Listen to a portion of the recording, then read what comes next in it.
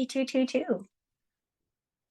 So just gonna give it a minute here to see if anybody wants to hop on.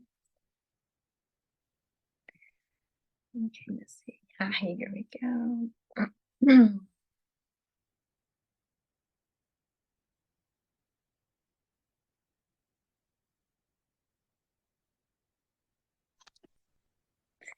Hello, beautiful.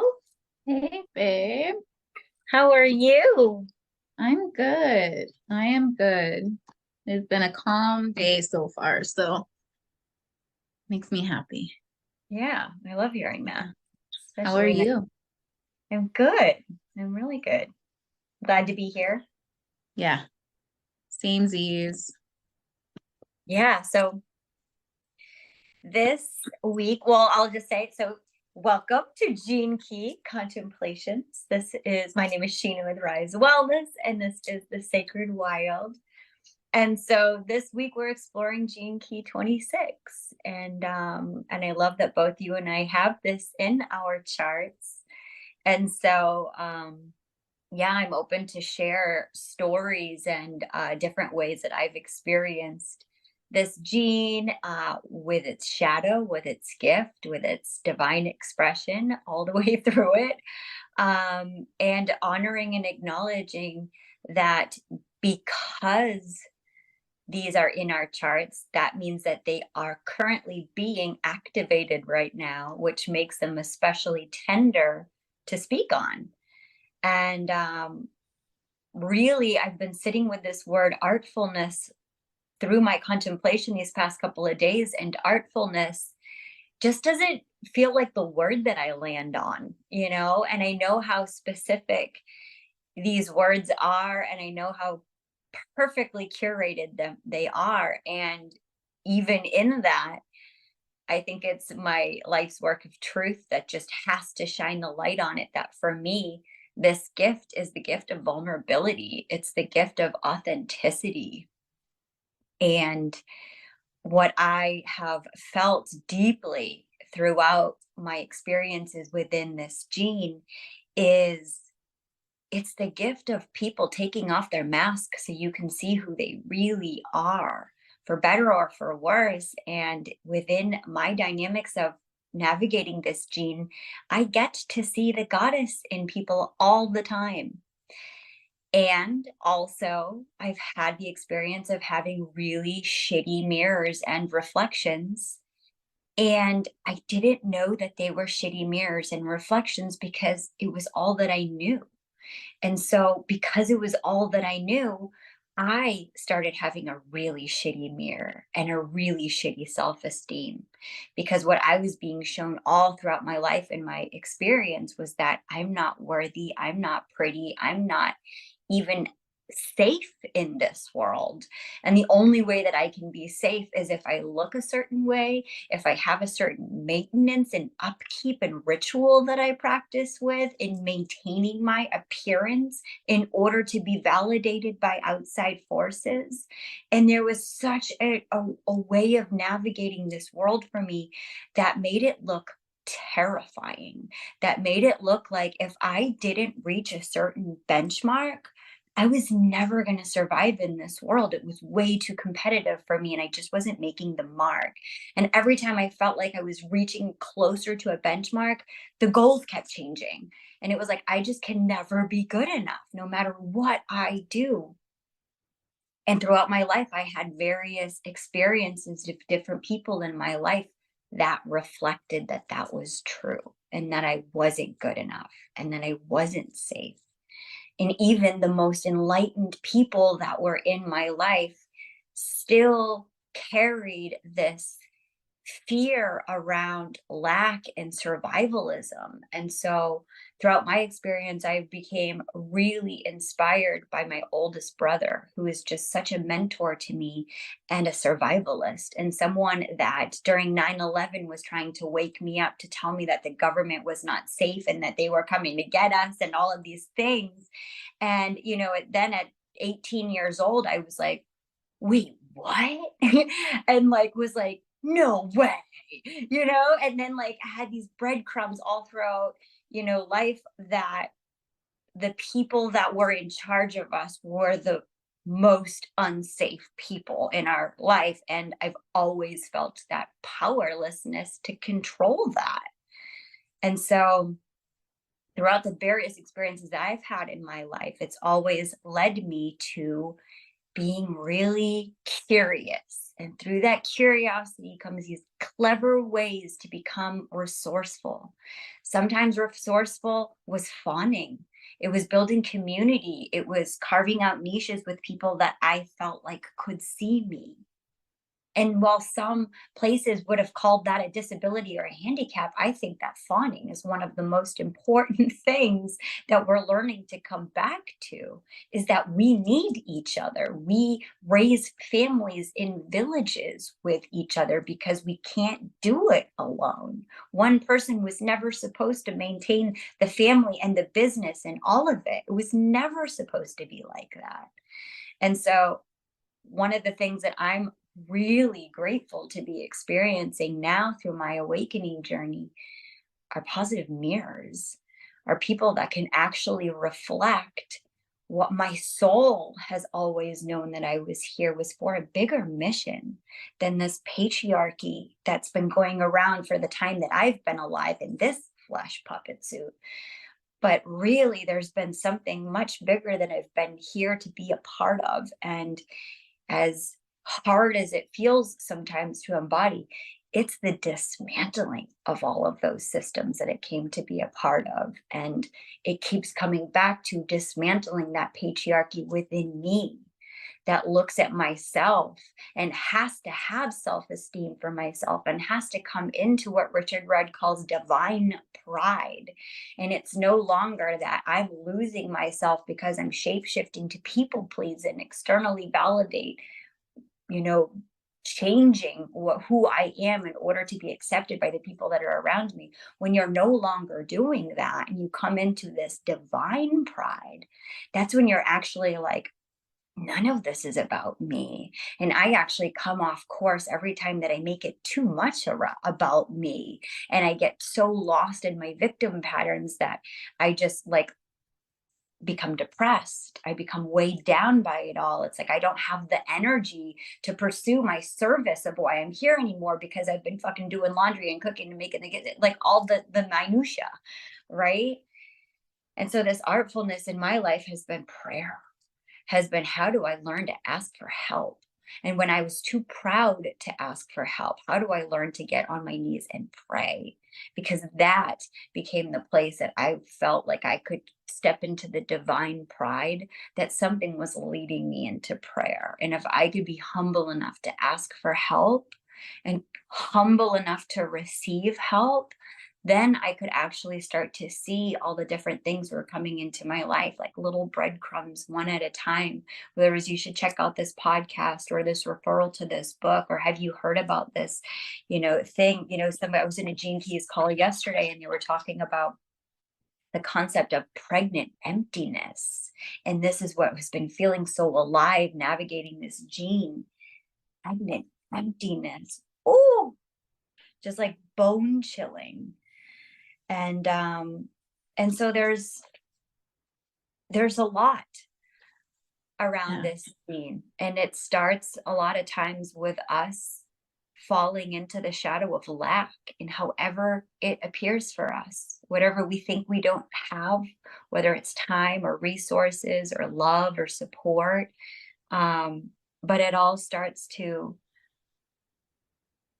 become transmuted when we are vulnerable enough to share about whatever that lack is, and we can name it in our own lives. And even right now we can still use the new moon energy just to name it and release it, that holy shit, here I go again, my ego has gotten me into this place that it separated me from the whole, and now I'm in this shadow victim pattern that I'm not good enough, I'm not worthy enough, I don't deserve this, yada yada yada, bullshit, whatever whatever. And so today in this call, I'm here to say, I hear you, I see you, I am you, and I hold space for anything that you bring to the table, in the acknowledgement that we are all navigating these fucking uncharted territories right now, truly embodying what it is to be the hollow bone and being that which is needed in the moment, which is showing up vulnerably to be like, today sucks, or whatever it is, you know? The pregnant emptiness. Like, so first, as you were, there's so much came through as you were sharing. But first, like, I love you for naming what feels true and authentic for you in the vulnerability, right? And authenticity, as opposed to artfulness. And like, as I sat there and I was like, well, what's the difference between artfulness and vulnerability? Like, because to me, vulnerability is art. Like vulnerability, that's the breathtaking masterpiece, not the masks that we put on, not the makeup or the faces or the clothes or the anything. It's when people come to me and like are willing to share with me the truth that they don't share with everybody and that they may not have even shared with themselves until this moment. Like that to me is art. And like sitting in contemplation, because like I was contemplating earlier how invisibility is showing up for me now, right? And I've actually gone through, thank you, like that's why I love it, because I'm like, oh, okay, yeah, that's what this is, because I just walked through the last 4 or 5 days of this like death portal where I feel like I died 1,000 times, you know, or and more, and continue to. And it's left me feeling so much more grounded within myself. And but reflecting back like on my life, I remember as a child just so desperately wanting to be invisible, because if I was invisible then I wouldn't get beat, I wouldn't get whatever, you know. And I remember going outside and I spent so much of my childhood up in a tree with a book and a journal, just drawing and writing and getting lost in a book and just being in my tree. Like I loved the outside because it was peaceful there. It was quiet. I felt at home there. I felt like I was saying, like I felt invisible there.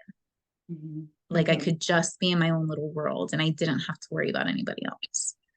Right. But I wanted to just continue that invisibility at home, inside, with the grown-ups that were given to me as my caregivers. And then like as I stepped into adulthood, it was, I wanted anything but being invisible. It was see me, look at me, you know. I want you to see me. I need you to hear me. I need you to feel me. I need you to know me. I need you to, you know. And it was just that need and that desire. And it was over these last 2 years, really, you know, Saguaro Man last year really kicked it off. I had this super deep medicine experience and it showed me like all of the things that I was doing to be seen. And it was showing me all of the things I was doing to be heard and how much I needed in order to feel safe, and not in this like shameful way, though I did walk through some humiliation as I witnessed how much I needed, right? But humiliation leads to humility, and being humbled is a beautiful, beautiful experience. Um, and then over the last year and a half of really when I began going within and dating myself, realizing that I had been begging and craving and dying for people to see me and hear me. And it was never satiating because it was never needed by anybody else. I needed to hear me. I needed to see me. Mm-hmm. And in that, it allows me to walk through this world invisible. Like it reminds me of like leading a medicine ceremony, facilitating a medicine ceremony. Like the medicine ceremony, I'm not there for me. It has nothing to do with me. Mm-hmm. I'm a clear vessel that is open to allowing spirit to come through me and guide me in whatever needs to be that which serves in all ways, right? And as I was driving into the office, because I'm in an office that's a bit further and it's up north, and so I get to drive through mountains and some wooded areas, and it's beautiful. And I was like, you know, please allow everything that I think being of service is to fall away, so that way I can truly be that which serves. Mm-hmm. because I don't know. Who says that me sitting on the phone with this angry homeowner isn't exactly that which serves the best and the highest good in this moment? Mhm. Who says that me sitting here and doing some data entry that I should have, that somebody else should be doing, isn't that which serves the best and highest good of this universe? That isn't me being used at my highest and best and most expansive capacity in this moment. Like, I don't know what trickle down effects there are going to be. And it's not for me to know.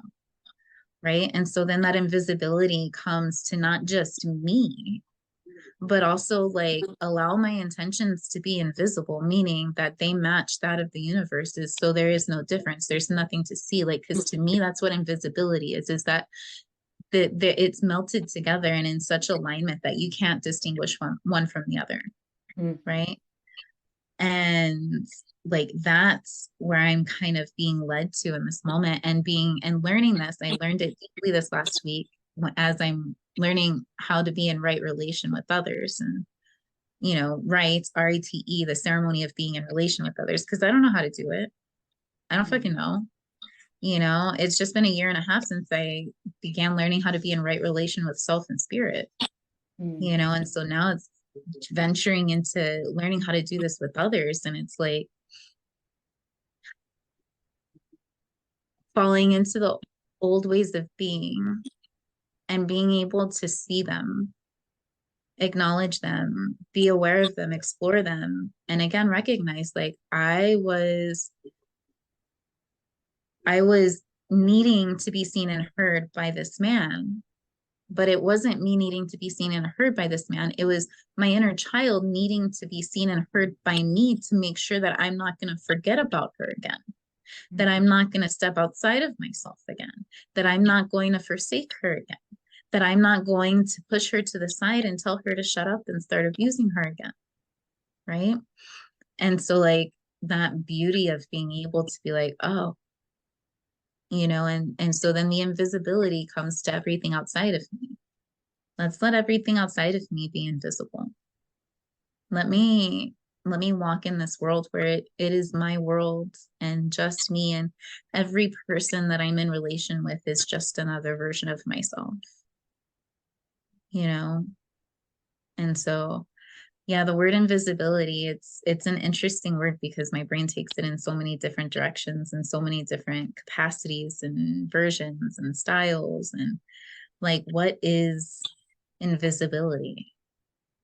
You know, I'd be curious to hear what your thoughts are on invisibility.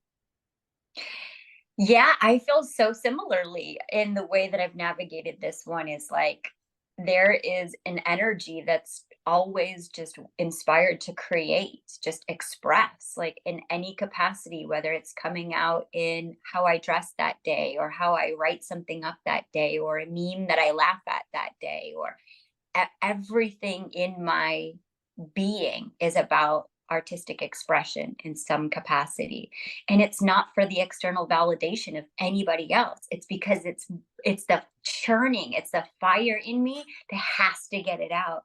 I don't give a shit if anybody sees it. I have to get it out of me because otherwise it's just stuck in there, and it's like it's yelling at me to express it. Yes, I love that you said that because it's the same thing for me. Because everybody's like, how do you write the way you do? How do you paint the way you do? How do you draw the way you do? I was like, it's not, I don't have an option. Like, if this stays in me, it's going to explode and it's not going to be pretty for anybody involved. Yeah, Like, it's gonna this come out has to. sideways. Yeah. Yeah. It feels the exact same way. So, like, I'm like, no, I'm just like, I have this big giant case and chest of different words from the books that I've read and the research I've done. And so I just picked the one that feels the best on it. Like, yes, that feels good. Yes, this is simply a description of what's happening in my being. Yeah. Yeah. Yeah.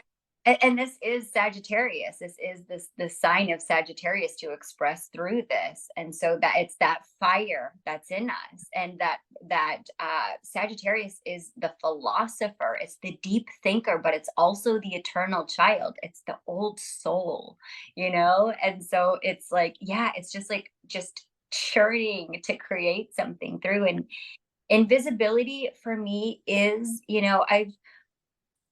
it's like you said, it's like it's merging into the oneness. It is dissolving into love. It's just, it is the hollow bone. It is the observer fully on in each capacity to watch myself experience this.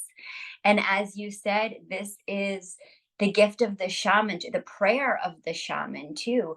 Use me as a clear channel. And that's the prayer that I say. I allow my body to be used as a clear channel for the spirits that want to come through now. I willingly allow that process to happen through my being. This is something that I have signed up for. I've consciously co created with the universe that I can be a medium. I can be in this world and I can be in that world, and I can bring a message through that feels like, when I interpret the data of the environment, it feels like the most supportive thing. And so invisibility is interpreting for me the data of the moment on what would love do?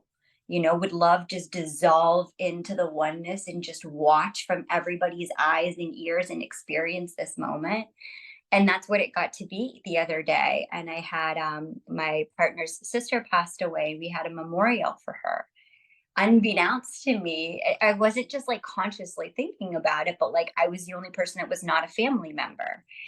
So as each person is reflecting and they're sharing about her, I'm feeling like they're talking to me in a sort of way because everybody else knows this. So it's kind of like, oh, Karen, oh, if you had known Karen, she was this and that. And they're just so excited to share in the memory of how this person impacted them.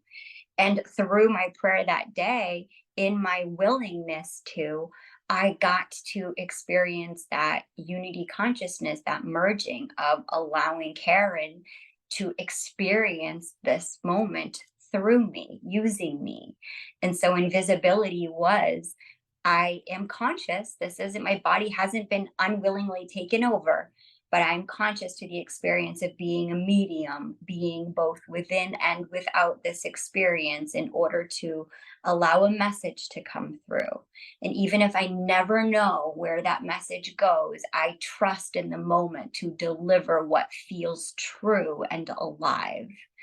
And so invisibility is constantly the dance between learning, when does Sheena need to actually speak up?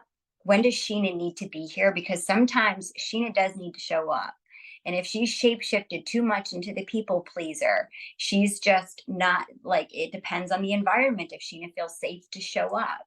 And so there are times that I still kind of work on, how do I do that? And maybe at a family function, I can put myself near the dishes. Okay, I'll just stay here and do the dishes while everybody mingles, because that feels true to me. That feels like a place I can be at, more than it is to flutter around and be the hostess with the mostest. It's not true for me. So it's finding my way to being that which feels supported and needed for the greater whole, and also allowing myself to consciously co create that. So I'm not just abandoning myself, self sabotaging, and saying they need this of me, so I'm out of here. Because I can disassociate like a mofo. I can be out, lights out. I mean, I have fainting spells even. Like my soul just jumps right out of my body. And it's like, we're not safe here. Bye. And so knowing that, my self-esteem has now given me the empowerment to say my energy is my most precious resource. Where are my boundaries today? Where am I most supportive? Because at the end of the day, what I recognize about my mission here is that I want to be part of thy will. I want to be part of communities that are working for the greater whole, that are all dismantling patriarchy and coming around the circle and coming around the fire to go back to like we did it before patriarchy. And so to bring back these communities, that is the resourcefulness of this gift. It's so shamanic and clever to find the resources and listen, deeply listen to the messages that come through prayer and come from when we are humble enough to ask for help. Another piece that came through too is that aligns with invisibility is the ability to be like, yes, we receive the reflections in the mirrors from outside, but also allowing ourselves to be the reflection that's needed without, right? Because I'm the same, I can get into the people pleaser just to like, I just don't want to deal with this. I don't want to be, but like, can I allow myself to walk in this world exactly as I am in authenticity and vulnerability, and allow that to be the mirror that it needs to be for everybody, because it activates a lot of people. It activates some of the closest friends that I have. Like it's not always, I with all the celebration and all the honoring and all the witnessing and all of love, there also comes the judgment and the shame and the blame. And I've been very blessed lately to not have anything, loud or in my face or anything like that. And that doesn't mean it's not there. And the people that do share with me, they've been open and willing to allow that to, change them in a beautiful way. But that's not, but, and they're warriors, like they're willing to do that work. And so like that invisibility, like allowing myself to trust in the fact that I'm the exact mirror that everybody needs to see in whatever form or capacity that is. And it's not because I'm choosing to be their mirror. It's not because I'm trying to be their mirror. It's not because I'm trying to teach a lesson or whatever. I have no desire to be a leader or a teacher or in anything. And that's the beautiful thing that Reverend Brianna's taught me is like, no, I get to be a teacher.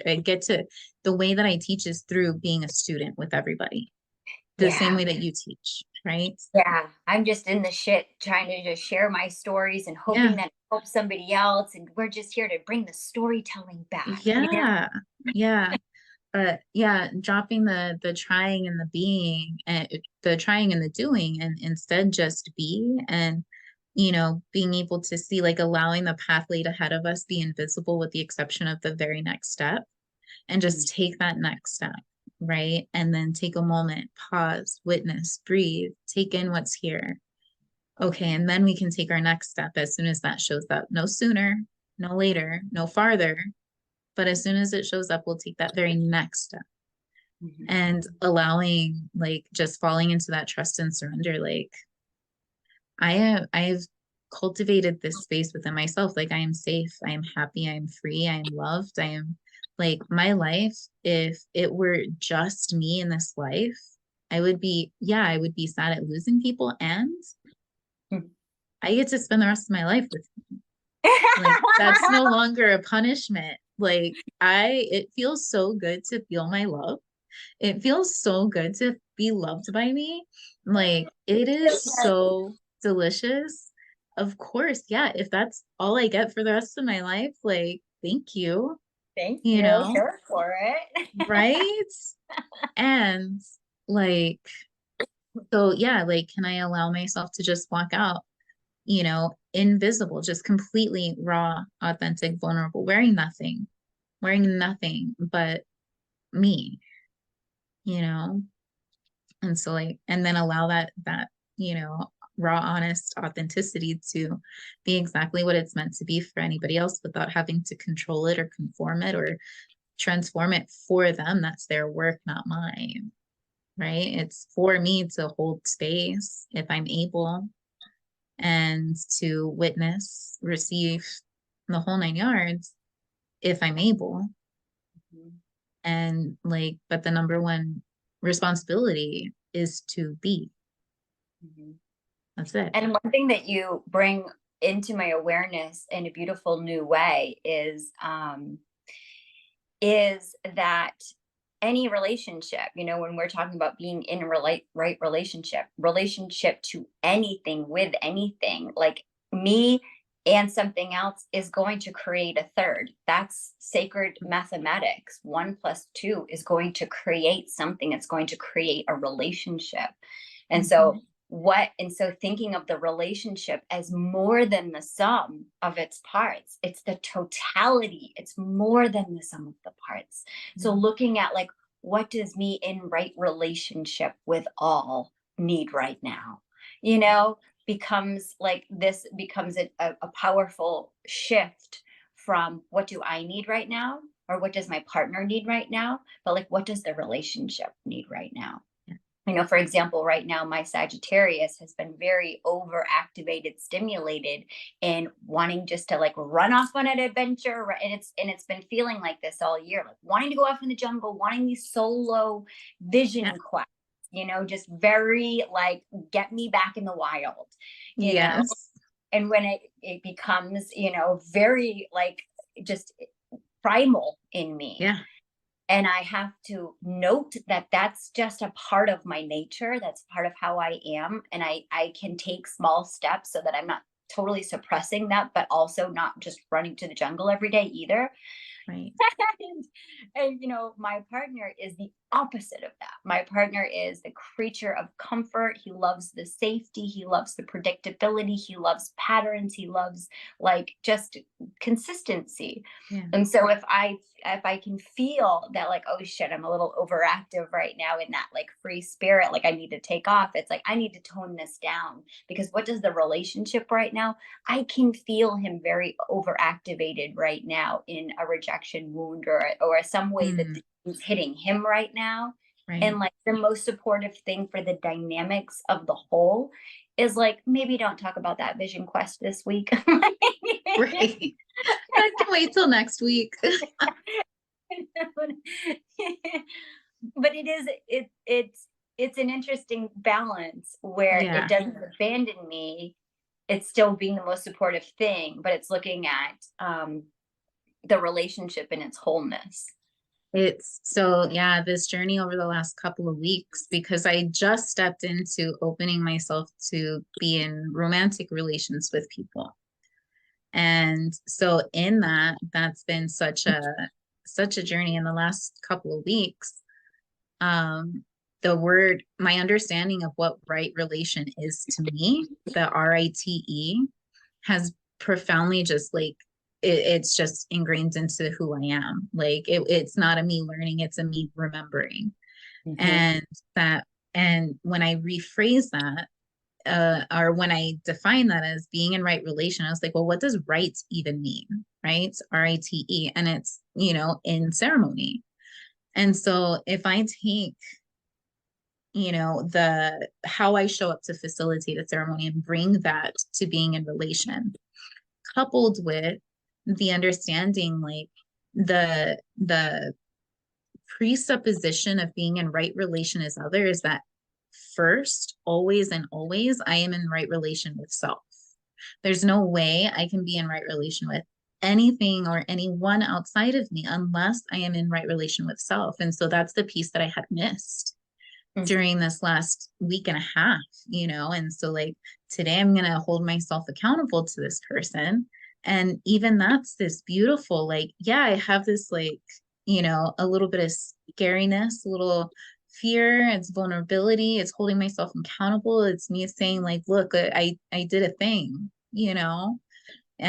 my actions did not match the words that I say over and over and over and over again, right? And I And so celebrate you for acknowledging that, because yeah, especially having this, sometimes you can't see through the woods, through the forest. So right. acknowledging that and seeing that, kudos. Thank you. But yeah, so like, and that's that place, right? I missed step one of being in right relation with others, and that's to always check in and make sure I'm in right relation with self. That over amplified, activated love and attraction and passion that I feel is not meant to go directly from here to that person. Like that's meant to go to me, for me to savor and fill myself up. And then from that overflow of love and passion and beauty that I feel, that's the natural expression that gets expressed to everybody I'm in relation with. That's how it works always, right? That's how I've become and built and done what I've done. And so now it's the translating that into a romantic relation. And like so many, just over the last few weeks, so many programs have been burned and have dropped away and have been let go of, like oh, I get this now. Like, oh, I get this now, right?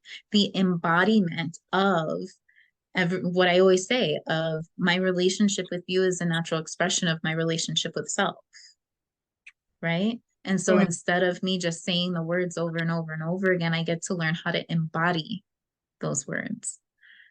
And yeah, yeah, that's all right. I'm like, I'm glad that next year's word is grace because I'm gonna need that.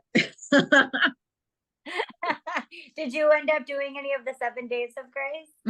I did. Yeah, Yeah. I did that. I'm probably gonna step into that, like start that on the first year. And then I love your idea with your necklace, but I want to get a bracelet. Now I'm like, oh, I need to get a bracelet for my previous words too. I also have grateful tattooed to me. Yes. I'm all about the Lord's So patience. yeah, I was just thinking about that while we were on this call. I was like, oh, I need to see where I can buy a bracelet that has grace on it. But yeah, I've only been doing this for a few years. So this word's year was harmony, and the word before that was liberation. Love And it. so liberation was a B. It was beautiful, but holy moly, I was not prepared. I mean, I was because I did, but Yeah. wow. But I can only imagine that's a big, big, big word. Yeah. And grace is no different, but you've Yeah. already liberated yourself. So now let's let grace in. Right.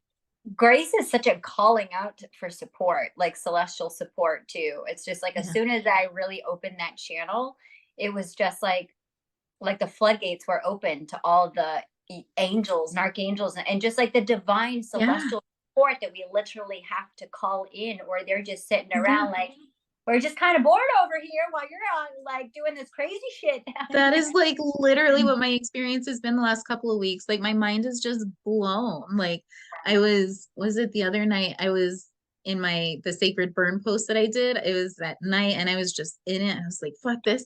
And then as soon as I typed the last word E from O2MS calls me, and then she's like, do you have time to talk? I was like, yeah. And she starts literally saying everything I just wrote. And I Wow. was like, oh, I needed you. I needed you right now. Right. And it's just like everything And has you been there. you bring up such a good point, and it's something that I constantly feel like I need to hear, which is that especially having this gene key, when we are channels, we don't know who we're channels for. We don't know who needs to hear it. And Yeah. so, even more so, when we have that like part of us that's like, I'll just take a break from social media or I'll detox, which is great to do those things and great to like Yeah. be within and get charged up and everything like that.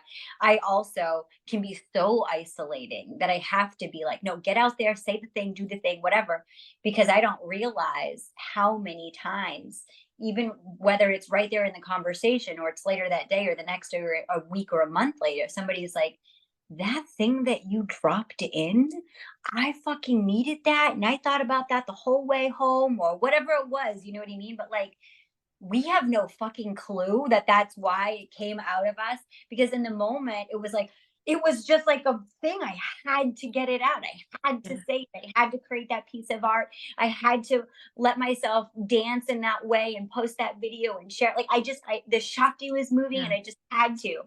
And somebody was like, girl, I got that permission slip a week later and thank you or whatever. Yes. I had to do a Thank little you bit of for saying visibility. that. Yeah. Thank you for allowing me to inspire you because you've inspired me back because I've been fasting from social media for like the last 3.5 months. I gave myself till the end of the year because I really wanted to harmony is my word this year. I wanted to bring myself into harmony with how I show up and how I use it and what kind of, to be in right relation with social media. And like you saying that right there is that piece that's like I can give myself all of the reasons not to do social media. It doesn't feel good to me. I don't want to. It's too much. I'm not in right relation with it. I can give myself all the reasons. But like what you said right now is the one reason that I can't not. And so like in that, it's been such an interesting and beautiful journey, and I'm very grateful to myself for having given myself this space to kind of walk through it and stay open, not just I'm never doing it again, or you know, just whatever, but allowing it to come to fruition and learn how to be in right relation with social media. Like what, like truly and genuinely, what is my intention going out here? Like, I'm not going to get on this for personal use, right? I've put it down to where I'm going to do Instagram and I'm going to do TikTok now, and it's just going to be for the business. Like I'll have a personal account attached just so there's a person, right? But no personal, it's all for the sacred wilds. And now it's like, where do I want to come from? What do I want to, how do I want to show up? What message do I want to give? Like I feel into the like that openness, and what O2MS and the sacred wilds offered me is that training. Like what I tap into in the sacred wild and O2MS is exactly what I want to tap into when I express myself on social media, or when I strategize how to express and what to express on social media. Because when I'm in that place, nothing that comes back at me is going to like, nothing can take that away from me when I get into that essence, when I get into that channel, when I get into that, because it's like, then you were meant to hear this to know that you're not aligned with it, or, you know, you're whatever the case may be. But it allows me that stronger foundation in self. So I don't get so caught up and wrapped up in the comments and the feedback and the banning and the this and the whatever comes up, Mm-hmm. because that's what I don't want. I don't want to get entangled and enmeshed and caught up. I don't want to have my phone on me every 5 seconds looking at my phone vibrates as I pick it up. My phone on me every 5 seconds to see who commented, how many likes I have, what is this doing? Like I really want to be conscious and intentional about clearing that type of like attachments, you know, to, and because it, what this is a platform for me to share the sacred wilds That's what and it all was that's for me there. too. I love that we're having this conversation because it's so relative to shifting pride to artfulness. You Ooh, know, and it's like yeah, being in right relationship with social media. Like if we're getting triggered by everyone, well, maybe that's medicine. If we're getting triggered by activity, well, that's medicine and how we change our activity. You know, like there's a lot of medicine that we can learn from our habits around social media that I've learned that a couple years ago, the beginning of last year, somebody hacked my personal Instagram account and I lost the account. As I had the account for, I don't know, 6, 7 years or something. So it had a lot of things established. And at the time I was like, no, I want to get it back. And like a clinging, you know, this was an identity. And yeah, not long after, when I did some shadow work around losing that, because I literally did, yeah. uh, So like it's a death practice. I it was a know. death practice. I got to Yeah, release that entire identity. And when I brought it back, the download for me, which was so strong, was to bring it back as a business account. And I'm bringing it back as a service. I brought it back as Rise. yes, And it came that back. which serves. Yeah. And it really was Mm. like, and it can still be something moving through me. Yeah, And that is what's surfing in that moment. And yeah, that for me had, I also have a Leo rising in me and a Pisces sun. So I'm naturally very shy, but it's my soul's longing to want to get out and be in front of a camera. And so mm, the baby steps for that have become these little soapboxes. yeah, When you can do it in small little yeah, places and get out there, yes, now I'm building confidence. Now I'm working on speech. Now I'm working on articulation. And now all of a sudden, this artfulness has become a daily devotion. Now yeah, I have two archetypes. I have now created these archetypes that I can step into, because that for me is invisibility. So when I go on to TikTok, my TikTok name is Moments with Callie Grace. These are honoring the Callie in me, honoring the grace in me, but also honoring the human vessel that's yeah, delivering those messages. So I get to step into that archetype. Sometimes I might use filters to step into that archetype.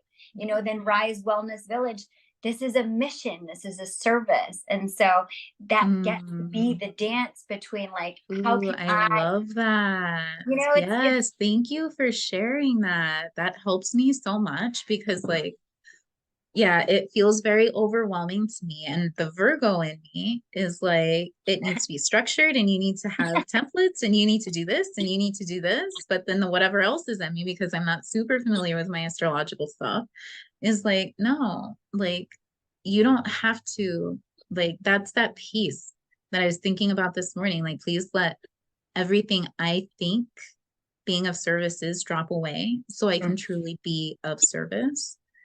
Like, you don't have to know, you don't have to choreograph this. You've like, yeah, I've already seen like the things that I wanted to happen in life. I wanted my marriage to last. I wanted my relationship with Steve to last. I wanted my relationship with my mother to be one of deep love. But I didn't get what I wanted. I got so much goddamn more because I'm here living this life that's more beautiful and magnificent beyond any of my wildest dreams. Like, I get to be here doing these things, right? I found the perfect job that allows me to be here with you in the middle of the day on a Wednesday, right? Like, yes. and so like I've learned over and over and over again that I can only choreograph a microscopic portion of the beauty and miraculous nature that this universe can. Amen. And so like in that, and then this happens, right? You give me like, oh, here's what I do. And I'm like, oh my God, that's amazing. And this like blueprint that like fits all of that, right? And it's beautiful. Thank And you. that's the cooperation, Yeah. because we already had all of the lifetimes where we reached enlightenment and we were in our ashrams and we were in our monasteries and we did it by ourselves. So we came back around to be like, hey, yo, babe, that thing that you learned, to show others how to do it too. It's the dharma of why we're here, is to share, is to connect, is to have communities, whether they're virtual or in person. And it's the divine pride. It's to get out of your own way so that you remember, like, you actually are supposed to do that. You're like, you Yeah. actually co-created all of those traumatic experiences. I look at my soul contracts, I'm like, really, bitch? You Like, really? what? Why did you choose this? What were you drinking? Like, what drugs were you on? Like, seriously, thank you for bringing the drugs into this life. But seriously, next time, I know. You lay out the Kool-Aid a little bit. But the other piece that came in for me too is because the thing that I'm resisting about the whole social media is that like I don't have a frame of reference for it in a ceremonial way. Like, and I've heard Blue and everybody speak social media as medicine. I have, media as medicine in the sacred wild and all these things, and so what O2MS and fluorescence and the sacred wild has offered me too is to learn how to be in right relation in the ceremony of relation with social media and to learn what that feels like, what that looks like. Like my collective journal post has been part of my morning practice, my rising ritual for years. And now cultivating that into a way of being of service and sharing myself. And now, shifting the flavor of that a little bit to how that fits on TikTok and Instagram and like creating ceremony around it the same way I create ceremony around the Sacred Wild Sunday service. Like, I don't just plop myself down. I have like a 2 to 3 hour preparation time before I even come in of like doing my rising ritual and making my cacao and lighting my sage and saging my microphone and my camera and my computer and my cushion and myself and my altar. And, like it's this whole big long thing. So why not bring like it's my transmutation, right? Let's take that, what this mundane and sometimes profane experience that I've had, and bring the ceremony to it, bring the sacred to it, and bring the festival to it, make it fun, right? And so now my like little inner creatrix is like going crazy of like, oh my God, we get to do ceremony with something else now. Yes. Yes. And that's how I feel about it too. And it did take a lot of practice and restructure to see how can I bring these two things together. And for me, it looked like creating a devotional practice that had nothing to do with technology for such a long time that you have, Right. that it was just, this is my morning ritual. This is what I Right. do. And so now Yeah. it's like, I'm not doing it for anybody else. I've already It's proved for that to me. myself. It's for me. And so, like, one of the things that I do want to speak on too is, um, there are programs that are out there, like Hootsuite, I know is one of them, but like Right. Hmm.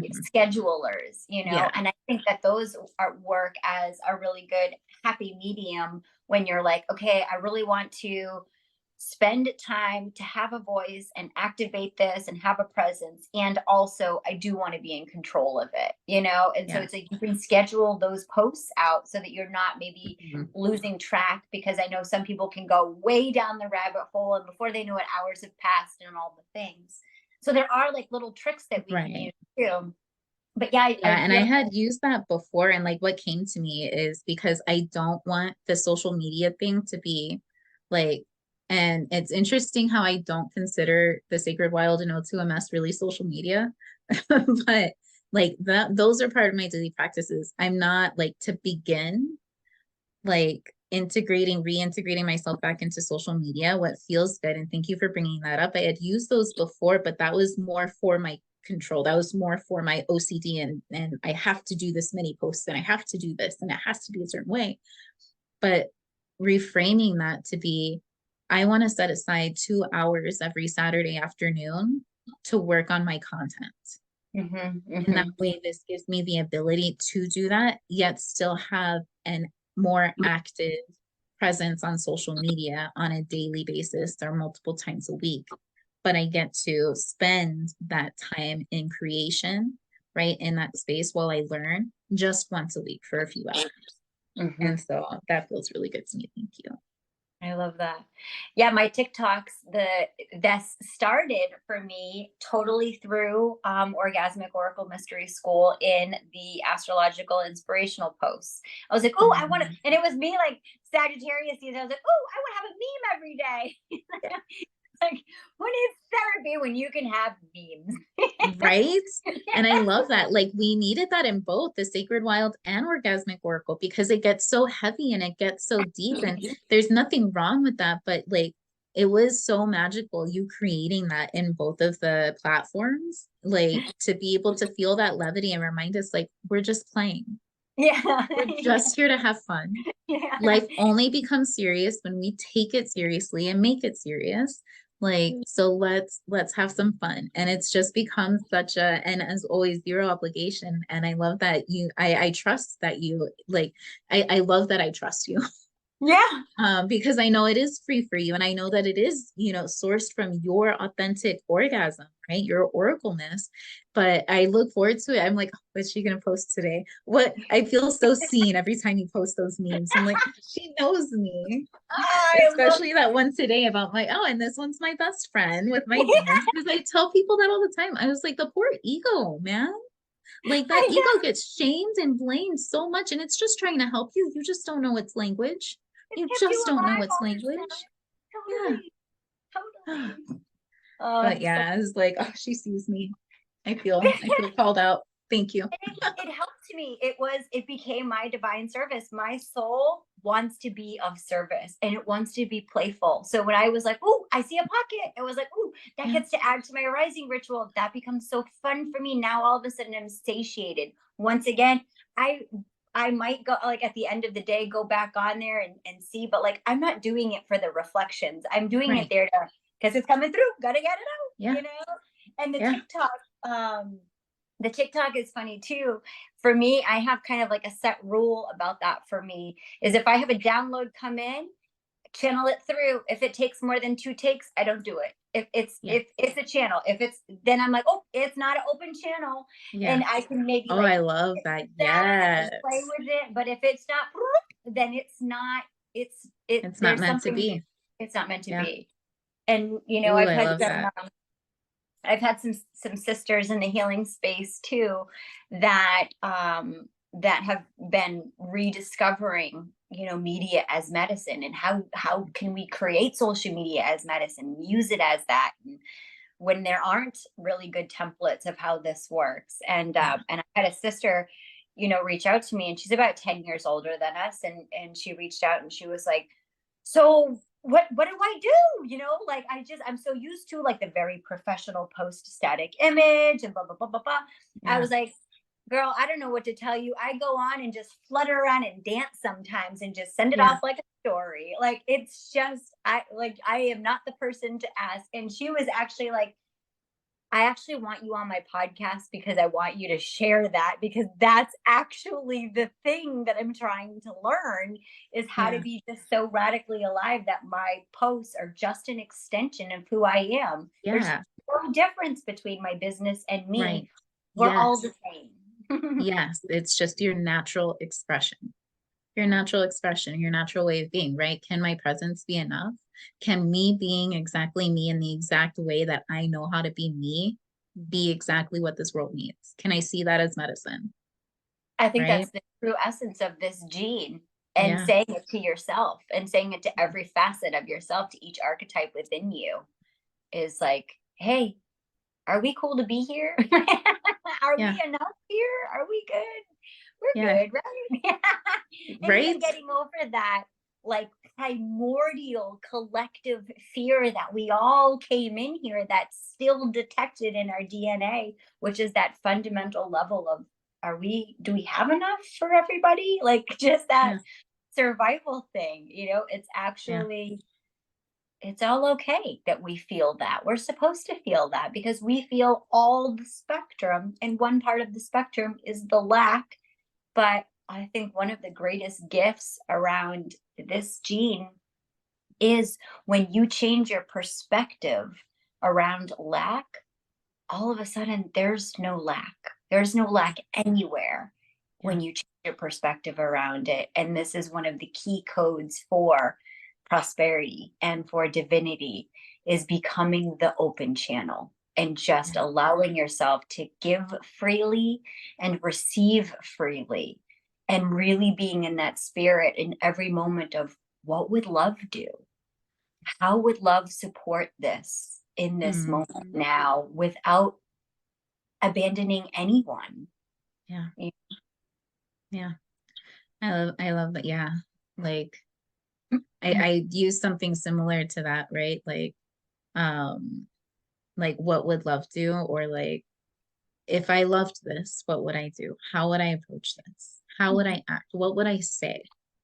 Right? To those hard things. It's love and ceremony, because ceremony is just so important to me, and it has become so important to me, and especially throughout this integration over the last few years of like really understanding that, the ceremonies and the festivals and the sacredness and the all of the things, those are not it, right? Those aren't what life's about. What life's about is taking what we learn from there and integrating that into everything that we do, into the conversations I have with my children, into putting the clothes away that, I left laying on my bed for 2 days. So I slept on the couch because I didn't want to put them away. Or, in the email, the 60 emails I have waiting for me in my inbox, or you know what I mean? Like, those are those things, like, that's that transmutation in me. Like, how can I bring the ceremony to this? How can I see this as sacred? How can I, how would I approach this if this were a ceremony? How would I, and something that we brought up on the new moon, the morning session of the new moon prayer, was like, what would the world look like? What would my life look like if I were to treat every single person that I came across as if they were the ones that were here to save the world? How would I treat them? Mm, Right? that's so Like, and beautiful. so why don't we? Mhm. Because it's true. That's so beautiful. And yeah, I'm looking at my notes around this reflection. 'Cause yeah, how can I be an invisible force for good? Yeah. I love that idea of like, how can I make a difference without letting anybody know I did it, you know? Yeah. And like, how can I change the world and nobody knows I was even Mhm. here? You know, like there's Right. just And such like, a playful quality, like such a yeah, curious little Santa, you know, delivering the presents and brightening up the spirit, you know, and there just brings the magic back to the season of the right. kids, like entranced by this magical angelic being that just brings joy. And it's like, how can I be that? How can I turn Right. into that essence every day? Because that reflected outside of me brings me so much joy, you know? That's the like what came in too is like, how do we do that? Like, well, invisibility is the lack of forcing and the lack of resistance.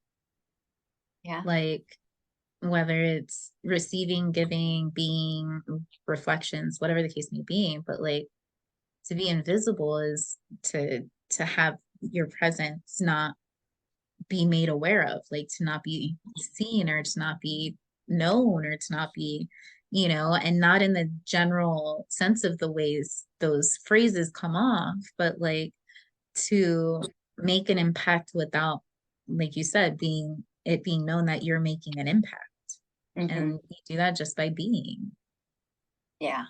I think one of the most cringiest things I ever see are when people post about like feeding the homeless and stuff like that, but it's in some like really awkward photo shoot kind of way that you're like, oh my God, you're there to be seen that you're doing that thing. And it's so cringy.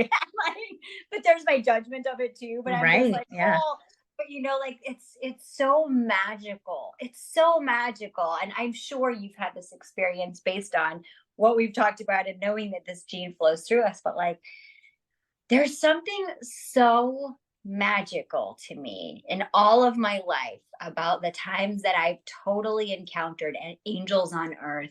And a lot of times they looked homeless or they were down and out, and they were just like the smelly guy that sat next to you on the park bench, or the person that sat too close on the train, or like wherever it was, or the guy at the bar. Like there's been so many moments that I have been able to be in conversation with someone where I left that experience transformed Yeah.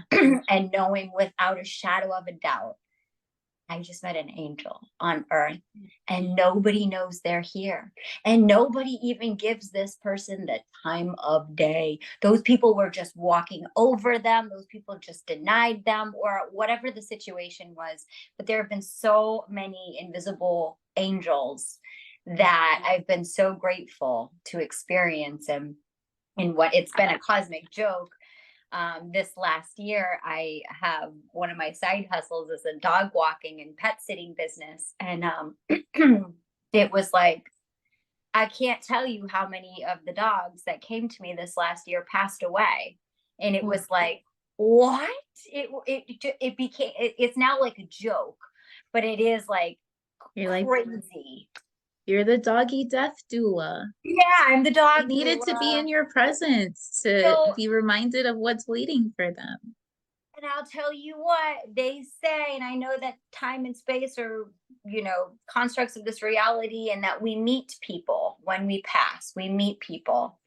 And in each of these experiences, and these were healthy dogs, we got hit by a car or fluke accidents, like these were all, and thank God none of them on my watch, but under my care, whether I knew them for a month or 4 years, these dogs that I had grew bonded with, I lost like 10 of them. It was insane.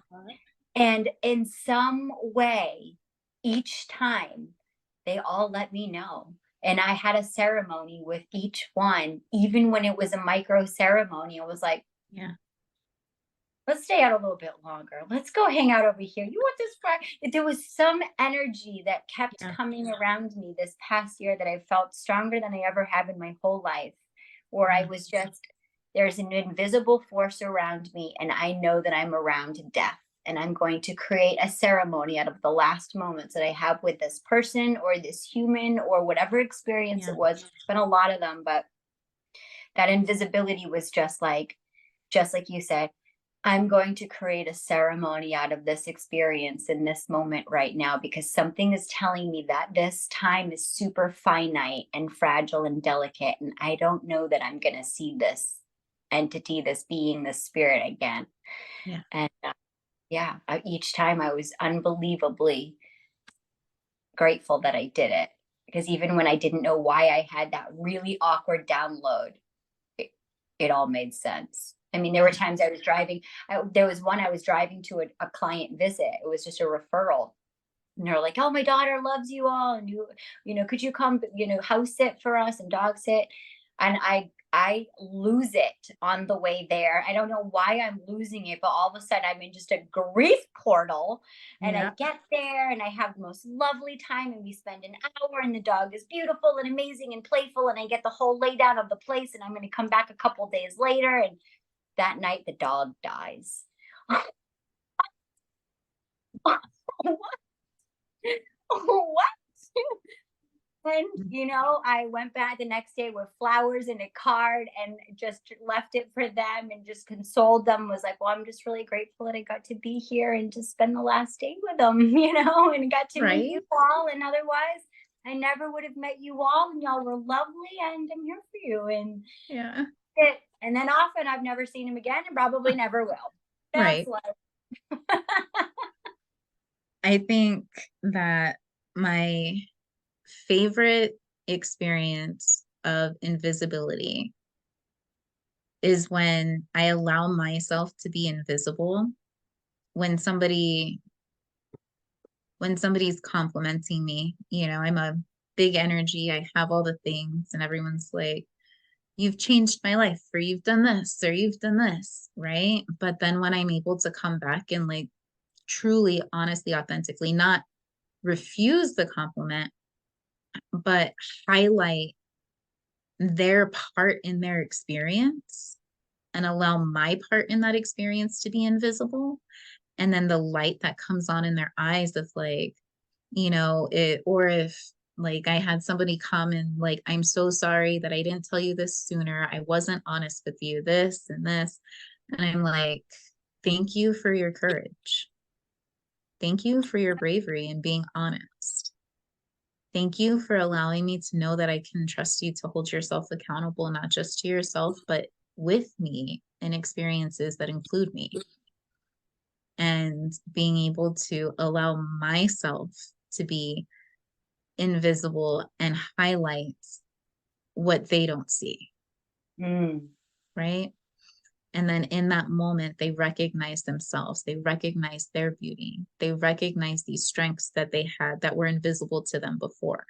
yeah. They recognize this work that they think that they have to do, but they've already been doing.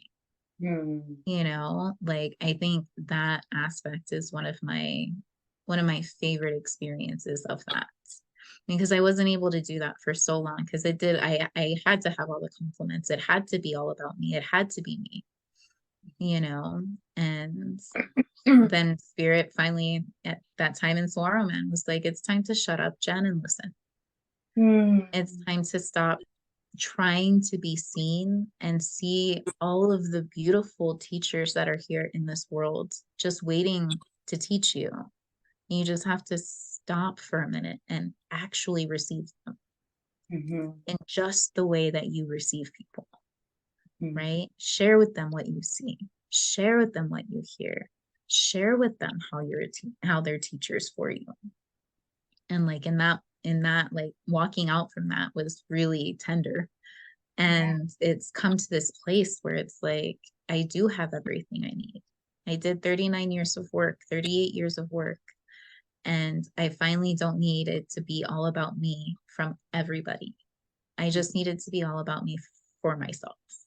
Mhm, And in doing that, it gets to be about everybody else. mm. Mm. I love that, and that was part of my new moon ritual this morning and last night, was reflecting with my one of my soul sisters and just being a mirror and reflecting to each other who we see in one another. And Mm.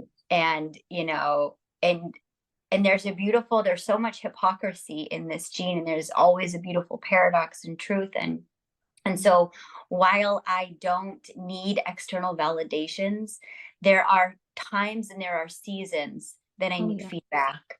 And there Oh, are times absolutely. when I have more capacity to receive it than others based on Yeah. how worthy I feel that I am. Mm-hmm. And so for my big ask for this Sagittarius new moon with my soul sister was, can we reflect with one another, and can you show me who I am in this moment while I'm still trying to remember, And so she reflected to me while I got to reflect back to her, and I want to do the same for you, and just to say thank you for showing up, and thank you for being here now, and thank you for all of the choices, no matter how left or right or upwards backwards you thought they were. Every single one brought you here, and I'm so grateful to be on this journey with you. And I'm so grateful to support you and hold space with you and for you and celebrate you and witness you. And it's a great privilege and honor to see someone who's done so much work, who has liberated themselves,